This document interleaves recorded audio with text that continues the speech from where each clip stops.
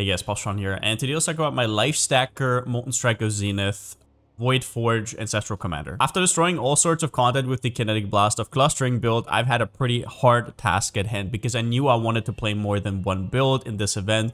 The Ascendancies are not going to come back, right? So might as well try them while they're here. So I went with Molten Strike of Zenith, which is one of the strongest skills currently in the game, if not the strongest, at least on paper. We're going to talk about some of the weirdnesses with the skill.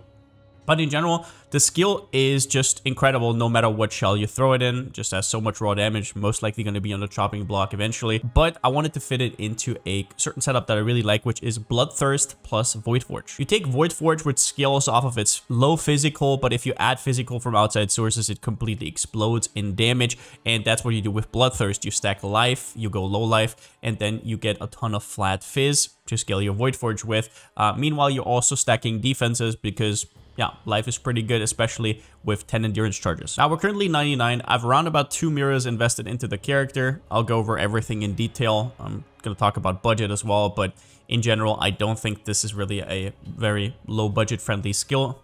Why? You'll kind of see throughout the video.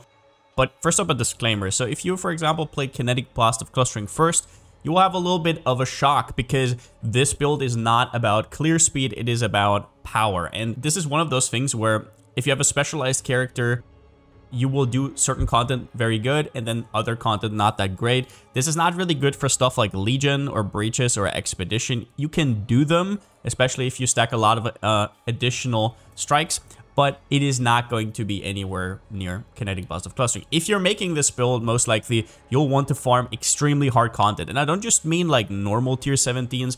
I mean, for example, what I'm currently farming with like up to, or exactly actually in this case, 200% map effect, which will make every single map insanely hard. You will be running through your maps with like 10, 20 res, or enemies have, I don't know, 100,000 crit multi or stuff like that. Or you do no damage with crit, so all your crit multi is gone and you still have to deal damage, or enemies have 80 res. So it's like all of these things you have to kind of get through, and that's what this build can do. We'll talk about specifics later, so for example, mods and whatnot. It's also very good for bossing. You can just go in, slam Uber Exarch, and just kill it. That is not an issue, right? It is not made for it. For me personally, most of the bossing builds are usually just like, I don't know, trappers or miners that just throw their stuff. The boss comes up, poop. This one has a little bit of a ramp up time, but it can do any content you want it to do. But before we get into the rest, quickly word from today's sponsor, NordVPN. NordVPN helps you protect your online information from third parties. It encrypts your IP address and location, making you much safer and private online. With Threat Protection Pro, you avoid tons of malware, viruses, and online scams in general. Nord also protects you from DDoS attacks, making your gaming experience a lot safer. Or you can also just, well, watch content that isn't accessible in your country, wherever you are. If a show is only accessible in the US, Nord solves that problem for you. You always stay flexible with over 7,300 servers worldwide and being able to use Nord on up to 10 devices with a single account. Try NordVPN at nordvpn.com/Palsteron for an extra 4 months on a 2-year plan, including a 30-day money-back guarantee. That's nordvpn.com/Palsteron. With that being said, let's get back into the video. I might be asking, but why Molten Strike of Zenith? What's so special about the skill? Well, first, I want to start with why I wanted to play a strike skill, and that's because of Ancestral Commander. See, if you're playing a strike skill, you will have additional strikes from, for example, your gloves or Ancestral Commander. Non-Vala strike skills target 2 additional nearby enemies, which is basically like, yeah, additional hits, exactly what it means. So I go to an enemy, right? I do the thing. Let me quickly do this. So I go up to an enemy and I can stay further away, and you will see there's like this apparition coming up that will basically hit something.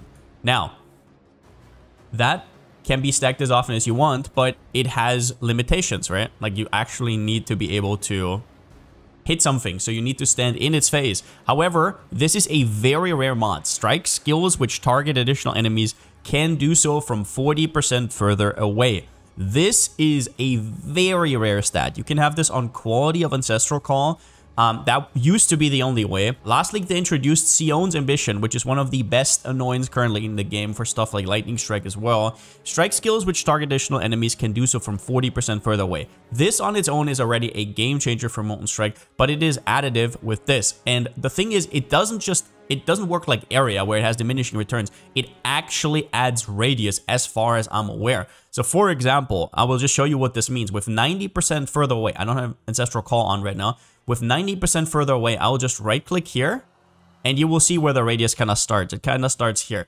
It is like, it transforms the skill into something that feels a little bit illegal. And the awesome thing is that this coupled with multi-strike has really nice indications for your auto-targeting. So for example, if there's an enemy further away, I'll try it here. This guy's pretty slow. I can aim behind me and at some point I will still hit the stuff above, right? So multi-strike is just in general extremely nice with extra added range. Yeah, it just makes the skill actually palatable. And the other reason I wanted to try Molten Strike of Zenith is pretty obvious. It is one of the most busted skills, if not the most busted skill. The reason I didn't want to play it when it came out is because I know it was clunky as hell.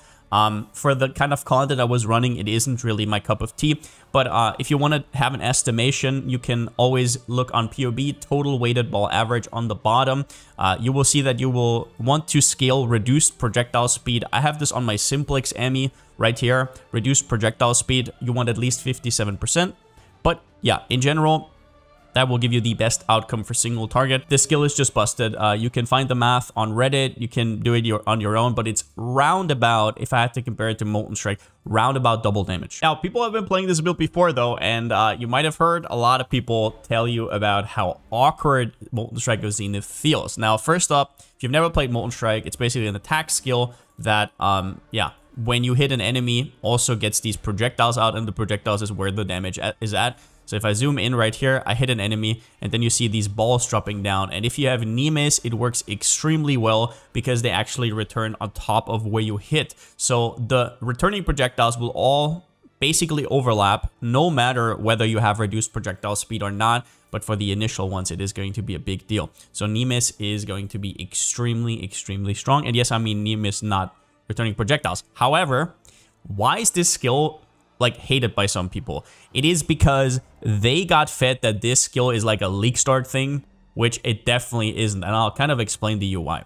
So Molten Strike of Zenith, if you look over it, has every 5th attack fires 5 additional projectiles. And it also says every 5th attack projectiles deal 1,030% more damage with hits and ailments. The base damage effectiveness is a lot lower than, for example, Molten Strike, and the attack speed is also lower. The less damage with hits and ailments does not get reduced by the quality. So in general, what this means is, let's take an example. I said Molten Strike does 100 damage, right? And Molten Strike of Zenith does 200 damage. So how can we kind of understand that? So Molten Strike would just be firing away normally, right? 20 damage, 20, 20, 20. If it had 100 damage over 5 attacks, that's what it would deal. Very consistent, but lower damage. Molten Strike of Zenith has 200 damage. However, it will deal, and I kid you not, it does like very little damage over the first 4 attacks. Like 5 damage is pretty appropriate. And then it does 180 at the 5th attack. That is how extreme this skill is. And the issue is, if you don't have enough attack speed to support that, your skill is gonna feel like shit. And adding to the problem is multi-strike. It gives you a longer ramp up. Now, basically what happens is every sequence of attacks with repeats counts as 1 attack. So you attack first, repeat, repeat. Those all count as your first attack in this line of offense, right? So you're still at 5. Next.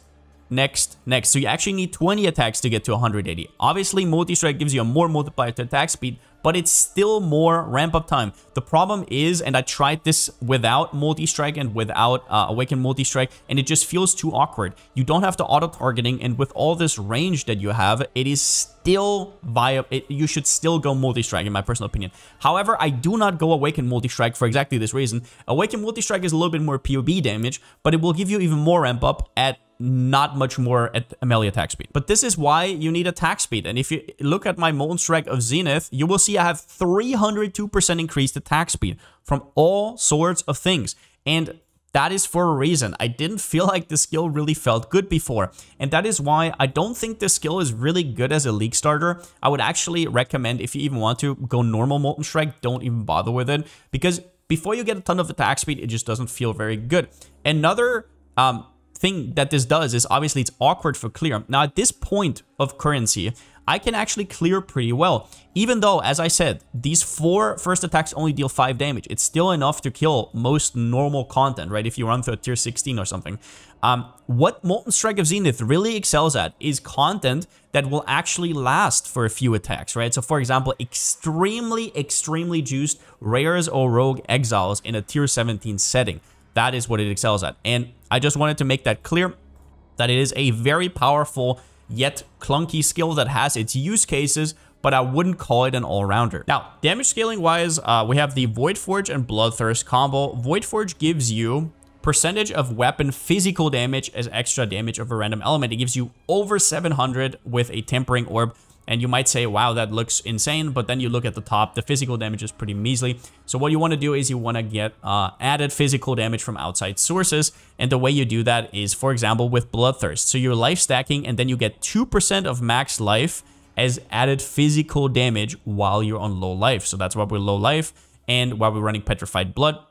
Plus, the 2% actually turns out to be over 200 added flat physical damage, which, yeah, if you just want to look at it in POB, let's see, the current version should be this. If I untick the Bloodthirst, this is what would happen, right? Like you can see it adds 220% more damage. And as well as that, you're scaling life, which is also your defensive basis for the build. So in general, yeah, it's just, I mean, very synergistic, very nice. Shroud of the Lightless, Abyss Jewel stacking. This is pretty straightforward. Shroud of the Lightless gives you life and pen per Abyss Jewel affecting you, which is a really nice combo because Abyss Jewels have flat life, so you kind of get the most of both worlds. This is kind of how a pretty good Adorned Jewel would look like. As much life as possible. This is a tier 1 perfectly divine. This is crit multi perfectly divine. You either want crit multi or attack speed. And then the best implicit is attack and cast speed during onslaught. If you don't know, the item sells from more to vendors. You can basically imprint these with, there is magic Hinakoras on beast crafting. And if you get this with gilded fossils, the item sells from more to vendors, and you try to corrupt it, you can actually override that with an actual useful corrupted mod without overriding the other mod. So that's what people usually do. If they're stacked, I'm not that stacked right now, so I didn't have the money for that or the patience. So I just went with this. But yeah, attack and cast speed during onslaught is ridiculously strong. My current Adorned is 99%, but don't get deceived. I think that 96 is the cutoff point, or was it 98? I'm not really sure. 99 is not necessary. I would say you definitely want like 90 or higher though. Maybe 85 or whatever. But I mean, this build is not cheap in general, so what am I talking about? Either way, there is another way to do this. You can go apostate life stacking if you want to. It is kind of awkward though and didn't really fit all that well, but it's not bad at all. You can also go Chaos Heart, but yeah, it made things more awkward. And in general, the pen you get from here is kind of hard to replace, especially since we're not one element, we're tri-element, and getting tri-element pen, you can't just sub in a support gem. Let's go over defenses. We're Lifestacker, so already extremely well set up. Where normal setups have around about 5 to 6k life, we're gonna have 12k life, so we already have an edge there. We're scaling life and defenses at the same time. We get 10 endurance charges with the help of just the passive tree, the 3 endurance charges here, and then a +1 from Ralakesh. I don't even have the ring, right? Like my ring is actually pretty normal, I would say. If you get a +1 max endurance charge ring, obviously that's also very strong. However, do remember that life is also damage at the same time. So if you stack life, you kind of get the best of both worlds. Defiance Ascendancy plus Petrified Blood is pretty interesting. So if you've played Defiance of Destiny before, you probably know this already, but just in case you don't, this works with unreserved life before being hit by an enemy. But if you are low life, basically what that means is half of your HP is your full HP with Petrified Blood. Not exactly, but for this example, this is the easiest way to explain it. And then if you have more unreserved life than half, this will actually add towards. So in reality, it's not really 15, it will be like 19 or 20. If you could somehow make it so everything's unreserved, you would actually have 30 because you're getting double effectiveness out of it. And this build wouldn't really exist without this node. I would literally have to go Defiance of Destiny because we have no avoidance whatsoever. But guess what? You will not notice, because what's avoidance good for mostly? It is small hits. Because if you have big hits that would kill you, you don't want to gamble with getting hit and then dying. You want to have actual defenses, which is what we're doing. But for all the small hits, Ancestral Defiance will completely negate everything. Like there's nothing left. You have Progenesis, you have Petrified Blood, you have Ancestral Defiance, it is ridiculous. You will, however, need one recoup roll somewhere, and I would highly recommend it to be on your ring. You can also go manifold ring for, yeah, if you want to mirror manifold ring, that would be probably even better. Now, we also have 50% of fizz taken as fire, and this has different wording than lightning coil for a reason. You can't just stack this with lightning coil and have 100%. It is multiplicative. So the reason you won't see me, for example, have an implicit here with fizz taken as is mainly because it just doesn't stack that well. It is multiplicative, but this basically means 50% of damage that you take from fizz gets converted to fire. We also have a little bit of cheeky fire recoup on our helmet, so both fire damage and fizz damage will recoup as well. We also get up to 90% max res. Now, what I actually opted to do, because I have an Adorn setup, is I went for Valakos right here, which means that my maximum fire res equals my maximum everything. So if you look at this, if you're not familiar with this node, this is how it looks like. Valakos right here. So basically, I just scale a ruby flask. I have barbarism over here, and then I get 1+2 maximum fire res jewel, and I will be at 89%. Also with my watchers, I will be at 89%, and that then turns into 89 max res for lightning and cold as well. The other way to do it, if that is not viable to you, because there are not that many of those out there, is go try flask here. So in my other setup, I actually didn't have a quicksilver flask and I didn't have a diamond flask, and I just went for try LE flask. It will make your res a lot easier, but on the other hand, you're obviously losing a lot of crit and movement speed. Now, movement speed doesn't really matter because most of your speed is coming from leaping around, but I personally really like having movement speed in general for stuff like looting. You also stun and ailment immune. Ailment immune because we're using Purity of Elements on our Eternal Blessing, and stun immune because we don't need any avoidance. We just go on a Wavering Stance. We also get Sap. So we are using Secrets of Suffering, which gives us a ton of base crit, enemy resistance minus, and then it also gives enemy sapped. They deal up to 20% less damage, actually, not reduced, my bad. You also get Overleech because of Petrified Blood. So the way it works is, I'm just gonna show this with Blood Rage, is you cannot get higher than half your HP, right? That is what Petrified Blood says. So it stops here. My regen kicks in, but it can't go over. But Leech only stops when it actually hits your maximum unreserved life.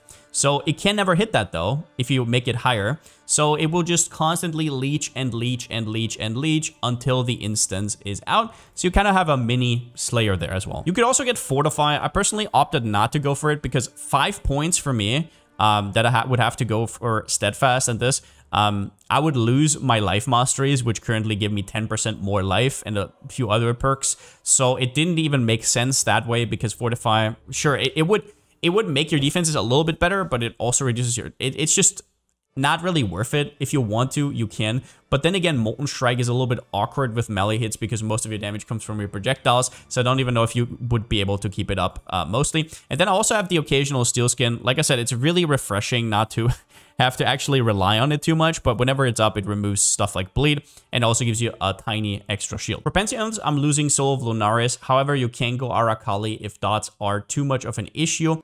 And Soul of Shakari for the poisons, mostly for tier 17s, because that one mod really screws you over. 5% reduced chaos damage taken is also nice if you get Fizz as extra chaos. As for your Ascendancy, I already talked about Ancestral Reach. This makes very clunky strike skills into decently playable skills, which is something I really wanted to experience firsthand.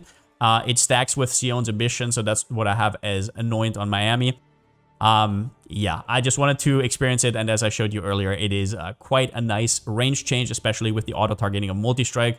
Other than that, Ancestral Endurance is ridiculous. I mean, it just gives you so much scalability into endgame, and Ancestral Defiance is basically... This basically means you don't need any sort of avoidance, no block, no evasion, no nothing. All the small hits basically just do not exist. A lot of the time, small hits will actually heal you, believe it or not. We have so much HP that 15% of that... yeah, it is kind of rough. Also, all the small nodes here have percentage life, just so you know, so it is kind of thematic in that way. And you have Born Under Fire. Nearby enemies convert 50% of the fizz to fire. This is different than Lightning Coil. Is actually multiplicative with stuff like Lightning Coil and Cloak of Flame, which is why I don't stack it further with anything else. But as a standalone, it's a very strong defensive layer. Overall, this Ascendancy is ridiculous, mainly because of Ancestral Defiance. This means in an age where Simplex and focused enemies are ridiculously strong, like unbelievably strong, doubling or tripling how good your build is. Not having to use Defiance of Destiny is just like, I don't know what to say. It is ridiculous, and it will not exist next league. So if you want to do something like this next league, it will look quite a bit different. All right, I'm currently running a 200% map effect strat, like I said. So every mod on this is going to be triple. This is maybe a little bit too easy of a map. Let's see if we can get something a little bit more challenging at least. This might be a little bit too much. Enemy have res, reduce flash charges. Sure. So on this, basically, I don't have my Progenesis and enemies just have infinite res. We can do that. Let's just throw that in real quickly. We go beyond and we're off to the races. Okay. So, yeah, this is about the hardest content. This and Rogue Exile is, yeah, like basically you're juicing up your rares so hard that, yeah, they drop a lot of stuff, and you will also die if you have any sort of semblance of a normal build.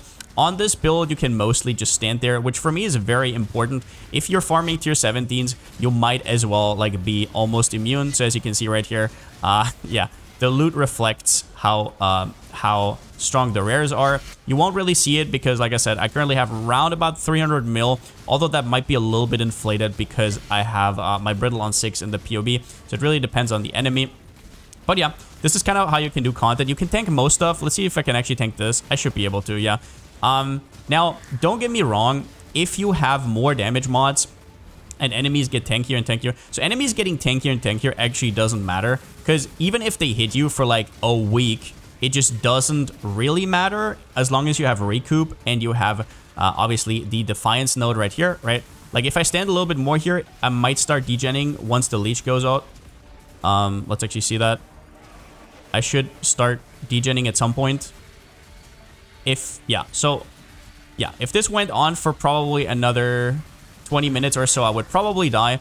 But obviously this changes if you add extra damage mods. So if you get stuff like crit or extra monster damage, it will get a little bit rougher. Also, there is some enemies. So for example, essences can get absolutely freakish nodes, of course, or buffs, I should say. But yeah, this kind of content, if you see your favorite streamer do big explosion rogue or big explosion infinite scarab strat, this is kind of the build that you would need to do that, and it is quite expensive. It's quite intricate. Don't get fooled about like fucking 20 diff challenges or whatever. If you want to do these actually comfortably and you want to do most modifiers, you will have to get something like this. I just wanted to show you this real quickly. Maybe we can find the boss actually. I mean, I shouldn't show this because the boss actually has less HP than most of these rares, but I guess just for completionist sake, I'm quickly gonna find it. Where is it? There's a boss here. Boom. You can see kind of the damage delay there on the Molten Strike if there's really tanky enemies. That is what I earlier meant with like Molten Strike of Zenith can be kind of clunky. Is it actually all the way over there? Was I already on the right way? There we are. Okay. Just so you can see how like tanky the rares are in kind of get the comparison to the boss. This is how fast the boss dies. Just so you know. Like, it wasn't like the rares are like really squishy, but I can't do any damage. Yeah. Now, as for gear, our Void Forge, the cornerstone of this build, you want to use Tempering Orbs on it to get the 700% of weapon fizz as extra. Higher, right? You can get 8, you can get 6, you can get 10. Take whatever you can take. Tempering Orbs right now are really goddamn cheap. As of this recording, they're like 4 to 1 div, which is way cheaper than usual. So you should be hitting at least something. Then we have the Shroud of the Lightless, which is pretty obvious. It makes it so you get extra life and extra mana per Abyss Jewel. We're actually not going as hard as some other builds go. We only have like 9 to 10 Abyss Jewels, depending on what your setup is. But it is still just so goddamn good. It gives you all the pen you need. It gives you max life. It is just very nice. I also had a Chaos version, but it was just worse in comparison. You can also go Apostate if you want to, but I didn't really see it to fit. Mainly because Ralakesh Impatience is so important. Now, you can get endurance charges elsewhere, but with 10 endurance charges, right? Your whole shtick is endurance charges. Like, that's like half of your defensive, like, baseline.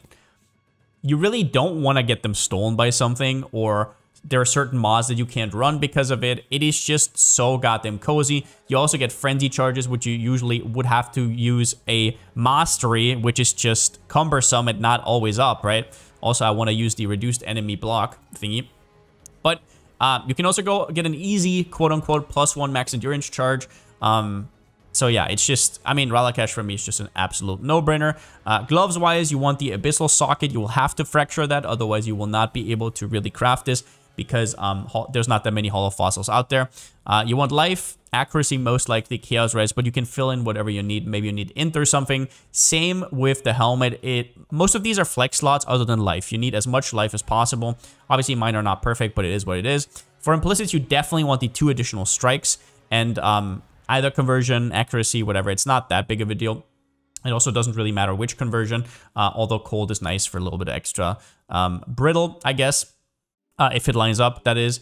Then you have the effect of non-damaging ailments and fire damage taken recouped as life. I'm not going for reservation because it's only mana reservation, and we are blood magic, so that doesn't work. And I'm also not going for Fist taken as extra because it's actually multiplicative, not additive, with the Born Under Fire. Then we have Nemesis, which straight up more than doubles your damage. It is ridiculous. I wouldn't play this build without it, straight up. Vermilion Ring here. This is more of a budget version. Now, if you actually wanted a GG version, you would probably use something like this, which I already have prepped, but I don't have the money to finish it. Actually, this is something different.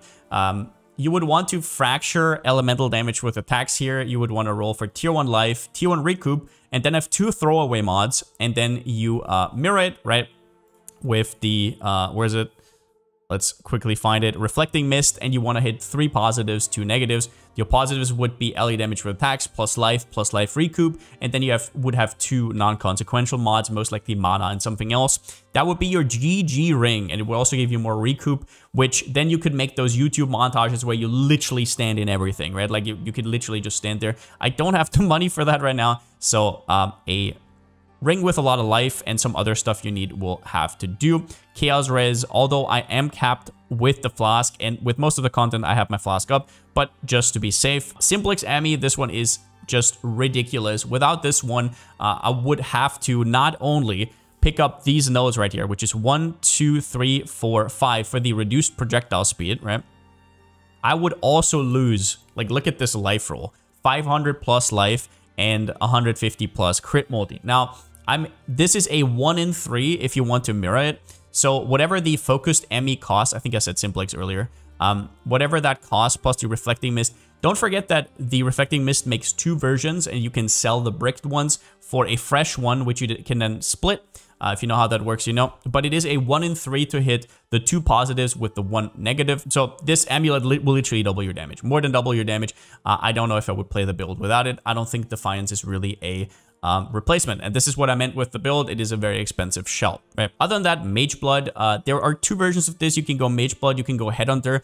Personally, I think for tier 17s, maybe the Headhunter version is actually better from what I heard from people testing it out. However, I kind of went with the Mage Blood to have more of like a holistic approach, but you can probably make this work with Headhunter. It will look worse in PoB, but if you do strats like I'm currently doing with like, I don't know, 80 to 100 rares, obviously Headhunter would be preferable. I just didn't really know that when I made the build, but Mage Blood is like the safe option. As for flasks, personally, Progenesis, you can sub it out for Tincture if you want to in easier content or like Ubers or whatever, where you still won't get one shot. But if you're doing tier 17s, I would highly recommend Progenesis. Ubers are actually a lot easier than the content I'm currently running, so you'll probably be able to do most things, and getting more damage will just make the process faster. Other than that, we're just going Quicksilver, we're going Silver, Diamond, and Ruby Flask. You will obviously have to go Tri-Ellie Flask if you don't have the Forbidden Jewels that I showed earlier, right, with the Balako.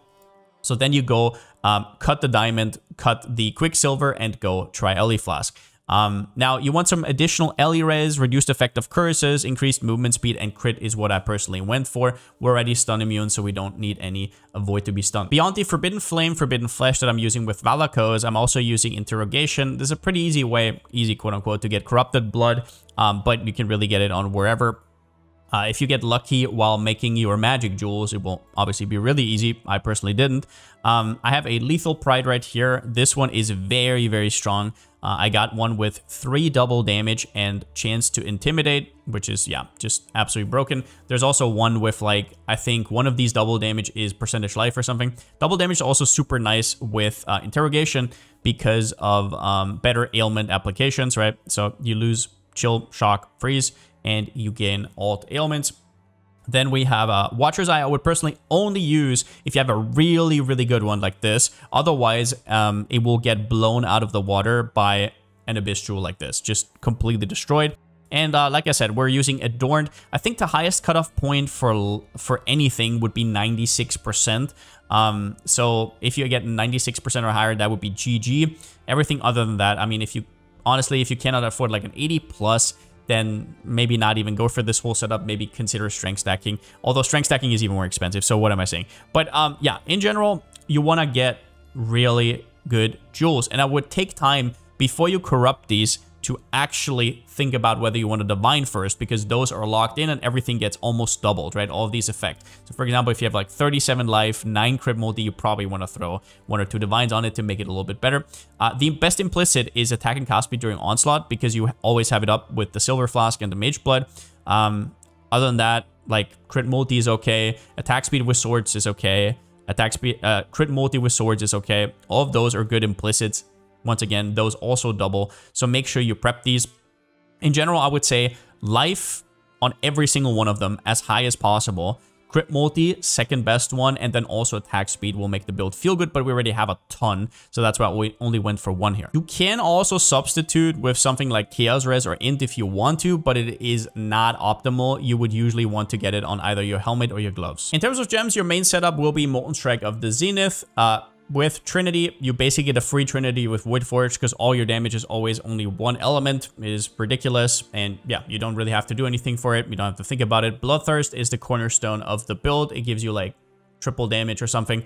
Multi-strike, still necessary, even though it adds a little bit of clunk. It just the auto-targeting and stuff. Like, you can try without it. I really didn't like without it. Don't go for Awakened Multi-strike. Once again, in my personal opinion, it will delay it even more, even though it looks better on paper.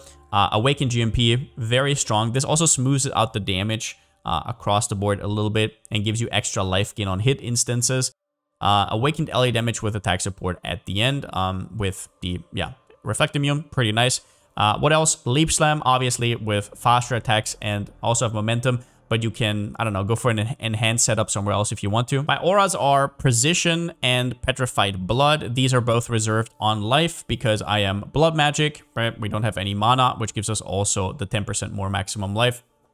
However, I do put Enlighten in, and the reason is that the more unreserved life you have, the more effective Defiance is, right? From the Ascendancy right here, Ancestral Defiance, of missing unreserved life. So the more unreserved you have, the better. So I put an Enlighten here, and you can see it does make quite a bit of difference. So if you want to like put that into words, it would probably mean that the effectiveness of this went from like 18% to 20% or so, which is quite a big deal, right? So that one's pretty good. Then we have our Sniper's Mark together with Mark on Hit, pretty standard. We're not splitting or anything. This is just for the increased damage taken on the Sniper's Mark. And we have Steel Skin with cost of damage taken, which doesn't do all that much, but might as well throw in a guard skill. We cannot use Immortal Call, really. Now, technically, you could use Immortal Call if you had some other way to generate endurance charges, but at that point, you might as well just cut the Ralakesh and still don't go Immortal Call, but whatever you want. Eternal Blessing, yeah, you get a free aura because you're Blood Magic, so you go Purity of Elements. There is also an angle going Haste, and for example, for a Sublime Vision with Haste and get 10% more action speed and whatnot. The problem is that without Precision, capping accuracy and crit is really, really rough. So I personally wouldn't go for that, but you can try it if you want to. And then I have Blood Rage at the end. The passive tree is pretty straightforward. It is grab 4 clusters and in between everything that's good. Keystone-wise, we're obviously using Blood Magic. We're also using Unwavering Stance, but we are using Point Blank as well. This is basically just straight up 30% more damage on the Molten Strike projectiles. It is ridiculous. I don't really need to say more. I personally actually take the increased projectile speed here. You never want to take this unless you have a very high reduced projectile speed rule on the focused Emmy. I wanted to go for 57% is the perfect point where it doesn't feel too awkward, but you will also get the maximum damage on single targets. I overshot that with the mirroring, so I had to compensate a little bit with 2 points here, so I lose 20 dex. It is what it is. Now, other than that, your clusters, one of the clusters you want Blood Send, which the important part here is this also works on projectiles. So all the other rage generation that you will see, is on melee hit, and all the projectiles on Molten Strike aren't melee hits. You're not always connecting with the initial melee hit. You might think you do, but it is still way more comfy with Bloodsend. I can tell you from personal experience. Also, I don't know, how many points would you have to, like, you really want at least 2 rage generated because it has an internal cooldown of 0.5 seconds. So taking a point here wouldn't really do it. So yeah, worst case scenario, you're just saving some points. And Feed the Fury, you're always leeching. So yeah, it is completely ridiculous. You always need to have Feed the Fury. And on the other ones, I opted for Martial Prowess. Accuracy is an issue in this build, so these are all kind of the same. The reason we're pathing around so much is so we can grab as many jewels as possible for our Adorn setup, obviously. The Lethal Pride already explained right here. If you can't get a good Lethal Pride, just stick in another Abyss Jewel, honestly. We're grabbing all the Endurance charges, pretty obvious right there. So this is something I swap in and out of, the reduced enemy chance to block sword attacks, depending on whether I face block on tier 17s, right? You can also technically go for this cluster and grab the monsters cannot block at all, but then I would have to swap too much around, so I just go for like a halfway. Otherwise, you're grabbing as much life as you can. You will also see that I grab the 10% more life if you have at least 6 life masteries allocated. Out of these, the only ones that do something is the plus 30 life, and the low life while at 55 of maximum life or below also does something. But yeah, 10% more life sounds good. However, on your setup, it might actually be better to respec those and just take 6% life nodes. It depends on how good your gear is, how high level you are. So this would be like something you take at level 99 at the earliest. So let's talk about tier 17s a little bit. So I'm currently farming a Scarab strat with 200% increased effect. Now, if you're just running normal tier 17s, most of the stuff I'm going to talk about doesn't really matter. But if you have less gear, then it might still matter. So I will just talk about it as if you were. 2 important things. The first one is we're not scaling we're not CI, and we don't scale any chaos, like damage reduction or anything, or max chaos res or anything like that. We only have like raw HP and raw damage reduction, stuff like that. Endurance charges also don't really help, right? So what you want to do is you definitely want to go Shakari, not for hits, but mainly for the poison stuff. Poisons in tier 17s are nasty, like really nasty. They also come with increased duration, and if you have map effect, that goes into the multiple hundreds. So 100% swap to Shakari whenever that happens. Otherwise, you can go Aberrath or whatever you want to. Doesn't really matter. But this one is really good. Also, the reduced chaos damage taken, of course. Then the next one that is important to note is if enemies have block, don't reroll. You can go reduced enemy chance to block swords attacks, or if you want to be even more prepped, you take this cluster right here and you go for the monsters cannot block your attacks. There it is. Yeah. That's the second thing. The third thing is if you are doing tier 17s in general, I would actually respec Ancestral Reach. Chances are you don't really need clear speed, right? Like at this point, like you're doing extremely hard content. The monsters are going to survive for more than a second. So what you do is you do this. You go for Toughened Skin. Toughened Skin is ridiculously strong. Grasping Vines, Petrification Statues, slows in generals if you have a Deli Orban, right? Like it is so goddamn good. I would never want to miss it. And Ancestral Reach, you don't really need clear speed. So definitely do this if you're running tier 17s. As for other maps you want or mods you want to avoid minus max and then fizz as extra. If it's just minus max or it's just fizz as extra, it's not an issue, but both together will absolutely stomp you. If you play carefully, sure, but it's going to be awkward while looting. Stuff like increased attack speed doesn't really matter all that much, mainly because of Ancestral Defiance. It doesn't matter how often they hit you. You can't really get shotgunned, right? So that is good to know. Now, do note that you really need to have the recoup for this to work. Otherwise, your Progenesis is just going to off you, right? And your Petrified Blood as well. But that is a good way to start. Enemy res is obviously on a lot of these maps. And I was thinking about going for Divine Judgment and then the treat enemies resistances as inverted. If you can find the point somewhere, go for it. But personally, with the Scourge from the Secrets of Suffering, it has been quite nice. But you can experiment with that. It is going to be nice in those maps. I don't want to swap around too much. It is kind of annoying at the end of the day. As for mods, you definitely shouldn't run. Awakener's Desolation is so goddamn annoying. I would never run this shit. Also, less accuracy. Stay the hell away from it unless you have like super overcapped accuracy. But like I said, with the increased effect, this is 75% less accuracy. So good night, sweet prince, is all I'm going to say. But if you want to, sure. If you like, I don't know how you would ever do that. The other thing you can't really run is less recovery. So monsters gain, no, where was it? Players have 60% less recovery rate of life and energy shield. Not to be mistaken with cannot regen, right? Cannot regen is fine. Your recoup still works. Your leech over time still works. This one is the enemy though, because the 60 scales over 100. At 100, you don't have it anymore, right? It doesn't exist. So this I would never run on a Petrified Blood Progenesis build, obviously.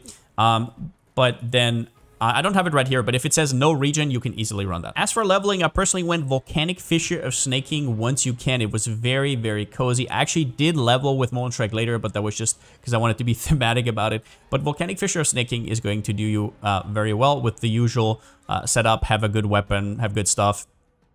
You can also go deck stacking if you want to with Hull Pump Technique. I personally didn't, but obviously very, very strong. And after that, what I did is I actually went for a Abyss Idol setup. This was pretty ridiculous. You're basically stacking percentage increased experience on Abyss monsters, and then you have additional chance for 5 additional rare monsters. And the important thing about this one is this happens on every single pit. Like you can proc it 4 times if you have 4 different pits, not just once. So you can have up to like 20 rare monsters if you get lucky. I just had that 4 times. Pretty budget setup, but still on one of these 2x2s, you want the do not lead to an abyssal depths to 4 pits if able.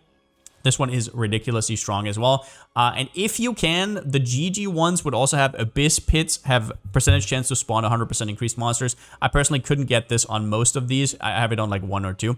But yeah, this will level you to like level 98 or 99 in no time. I personally would not go for 5 ways or any external XP. If you get this setup, you can level anything to at least 98 in like, I don't know, 10-15 hours. But yeah, that's it for me for today. Hope you guys enjoyed the juicer build. This is definitely something very, very different, and I'm happy that I did it. This taught me a lot about tier 17s. I usually hate tier 17s, but guess what? If you put 2 mirrors into a build, all of a sudden they're not too bad anymore.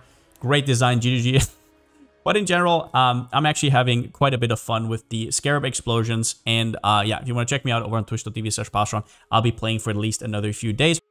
This event has been super fun. Idols have been really fun to test around, but I'm also at the point where this might actually be the last build that I will like perfect. We'll see about that. Maybe we'll craft the ring for real this time. Either way though, I hope you guys enjoyed the video, and since I still don't have a slogan, see you next time.